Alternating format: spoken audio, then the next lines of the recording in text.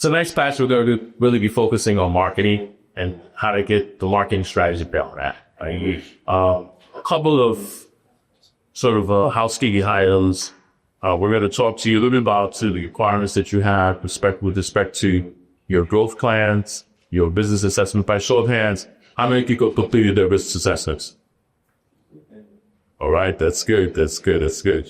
So, so one of the things we really want to do today is make sure that you have a robust marketing strategy, right? Before I do that, one of the marketing strategies that we've deployed over the past couple of weeks is, and you'll hear about this, is referrals and networking. I would be remiss if I didn't, some of you have been paying attention to the group chat. I would be remiss if I didn't share our most recent success story in the VGA, with KLK Electric, who is here with us tonight. And I want to give a shout out to Rishi Bunse, who by networking with us was able to win the successful contract. So he's only the first, so he's not going to be the last. So we're expecting you to continue to network, continue to stay engaged with us. Some of you have done that. You signed up for coaching sessions, and we've been meeting on a weekly basis with you, trying to unearth and find deal opportunities and making those referrals. So I know we met with the architect last week. And again, we're going to continue to put opportunities in front of you. I met with Wade. The idea is to be consistent in how we're going to when we work. So, we're not going to go into all of the theoretical principles about marketing.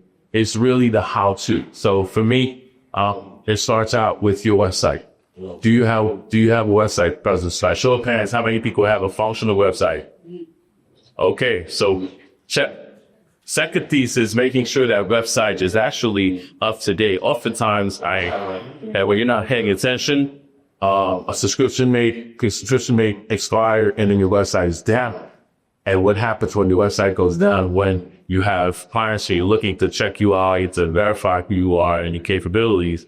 And so make sure that you're always paying attention to your web presence. The other thing I've done with respect to marketing is to get involved with industry associations, right? So I'm a member of the National Association of Minority Contractors.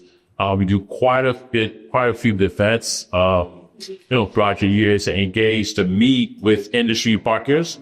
So, construction is a relationship-driven business. So with that said, you want to be in a position to know who the players are. Many of the firms are often attending the session that we have. The other thing that I would also mention is organizations like the Building Congress. How many people have heard of your Building Congress? Right. So there are other organizations. Women Builders House, Professional Women Construction. Professional Women Construction, Women Builders Council. So these are all organizations that are designed to really provide you with the ecosystem and support to help navigate issues that you might be having in your business, but also to open up pathways. So as you build those relationships, you're going to need to have a bridge, if you will, to get to the next opportunity. The other thing I would mention with respect to what we do with respect to marketing, let's talk about it from the context of the proposals. How do you make proposals and your company the most attractive to clients? For us, what we do at AL Consulting is we have a dedicated person who is, our graphic specialist. And she takes a very careful look at our proposals to make sure that we are highlighting the most recent projects in the best light possible. Right. So the last project is what they're going to be looking at to determine how successful you were. So we'll talk about your marketing, your RFPs. How do you go about preparing your RFPs? I tell you, we put together like almost 100-page proposals when we're pursuing our colleague to tell you, it's a very laborious process, but you need to have a team. And when I was the one that show, I would try to do it all. And I would spend late nights just pulling my hair out, trying to put together a proposal. So what I would say to some of you is make sure that you have a team, someone who's going to be dedicated to doing all the graphics, My assistant is great at collecting the documents, the forms, all of that goes into your audit. And then lastly, I think it's a very critically important to look at building trust and credibility in the industry, right? So, when you submit a document and when you, complete certification, make sure that you dot it over the I's and cross the T's. And so with that, we're going to, again, keep this program going. I'm going to bring on Liz Kupcha, who I've known for too long, but she plans some of the most outstanding industry events that allow people to make those connections. The other thing that I mentioned to you about marketing. So becoming a thought leader is also important depending on your industry, right? So some general contractors, they reach the point where they're invited to speak at various forums and conferences. I, for one, are going to be speaking at the Rio Prius, RLS, on June 10th. On June 10th. So I want everybody in this room to participate at the Rio's infrastructure event. All of the major, I'll give you a chance to write it down. It says June 10th, Rio's. It's here at City College of Technology, 285 J Street in Brooklyn, and the website's rios2025.com. Right.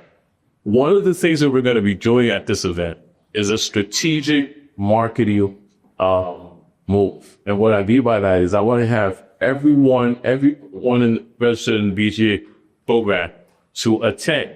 Why? We're going to make an opportunity. We're going to try to facilitate an opportunity with some of the senior executives within the agencies and other key participants, so they know who you are. You can, it's going to be rapid fire. You have the opportunity to talk about who you are, what you do, and why it's important to stay engaged. So I think that is going to be a real important opportunity. And again, we've been sending you, Bali has been sending you information about different networking and outreach events.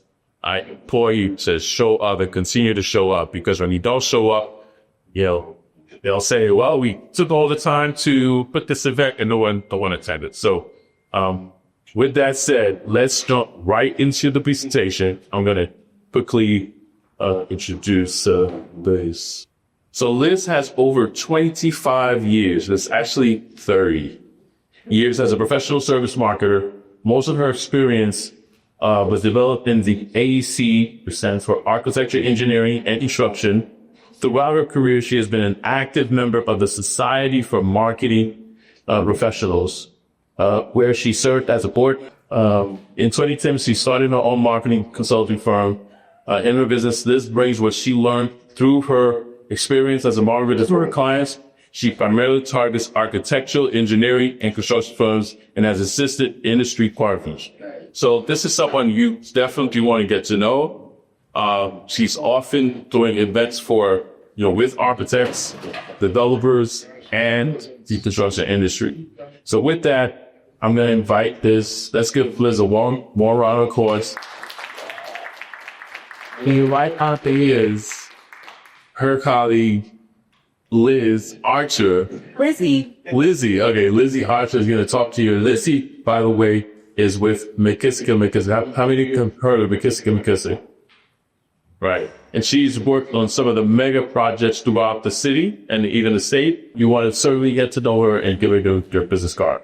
Okay, thank you so much, Abner, for more welcome and shout out. I did have an intro slide about me, but after Heidi themed over what I do, and just a backstory on Lizzie and me. We go back almost 29 years. We run in the same circles, and there are a lot of stories with people mixing us up. So it's like a running joke. Good thing we like each other. Good thing we're friends. It's like, well, guess who mixed us up today? So with the interest of time, I could talk hours about marketing. So I wanted to go over the essentials. My primary focus will be on navigating procurement and RFP best practices. So one thing that people do, they confuse marketing and sales. And I'm not going to read all the bullets. That is a PowerPoint sin. Everybody here could read. And I will summarize the difference between marketing and sales. Marketing of all the steps, the communications, the visibility, the brands, the commercials, the brochures, the that keeps your target top of mind. Sales, that's the one and done. You're looking for a lawnmower. You could go to the Home Depot, see all these lawnmowers, and all of them will cut your lawn. But what's important to you? You have small yard, the driving John Deere is not going to help you. So having a John Deere rep come to you saying, hey, you could drive and do this, is like, this doesn't even work for me. Nor will the little push mower help you on your 10-acre field. It's like, you have to think of what's important to your target. And with marketing, it's an ongoing process. And I did have a laser pointer in my bag. So, and I don't know if this thing works, but you think of an ongoing cycle. Marketing is not a one and done. You start by targeting who it is you want to talk to, and you will receive this deck. I usually share the deck, but sure, you could take pictures of slides, but you will get this deck at probably in a day or so when a rapper sends out his post-event info. So you think of who it is you want to work for. So we start at the target. We do your intros. Then you position yourself as to, I'm great at what I do. I can help you. And then you get to a point where you're offered a proposal. It's like, listen, I may have a need for your services. Can you give me a proposal, whether it's in the form of a formal RFP or give me a letter proposal outlining what you can do, how you do it, and what it'll cost and how long it will take. And if they think you're good enough, you get called for an interview to meet with the end users and any other decision makers. And then finally, get to work. Deliver what you promise, do a good job. And then maintenance, do a good job. Maybe they'll have more work for you if it's a referable client, if they're in the position to give you repeat business. Or they say, listen, you did such a great job for me. I have other people who could help you. And then we wash, rinse, and repeat. We go back. Well, if you have an established client, then we skip over the positioning because you've already positioned yourself.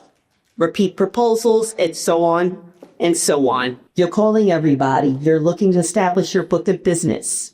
You have to think about, who am I? What do I do? What am I good at? And sometimes you need to customize your messages. So I've been in business X number of years. I call up somebody, hi, I do X, Y, Z. I've been in business X number of years. So, because you have to think about, this is something that I learned years ago in presentation training, where it's like, I do this, I do that, I do that. And you have to think, so what? So you got to think, like, okay, I got to drill down. What does this have to do with me? I got to drill down. Like, you have to think of all of the positive attributes you have. How does that benefit your target client? And what sets you apart? You could say, oh, I've been in business X number of years. Well, say that person, say it is that person, say it's that person.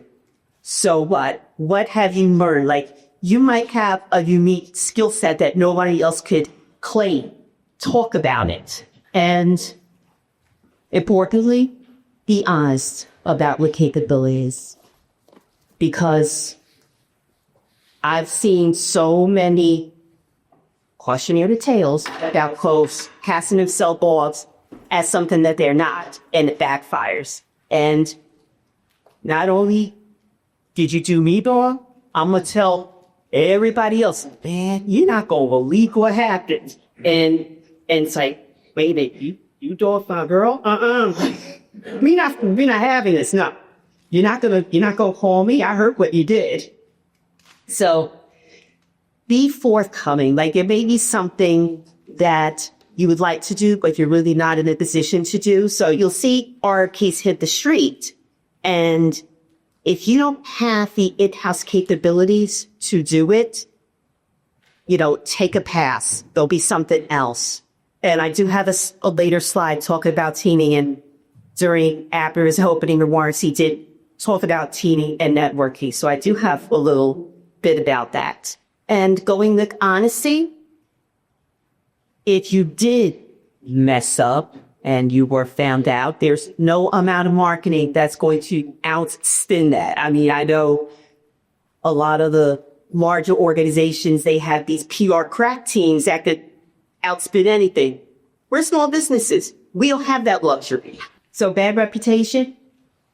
There's a phrase, I think Eddie says it could take 20 minutes to build a great reputation and 5 minutes to kill it.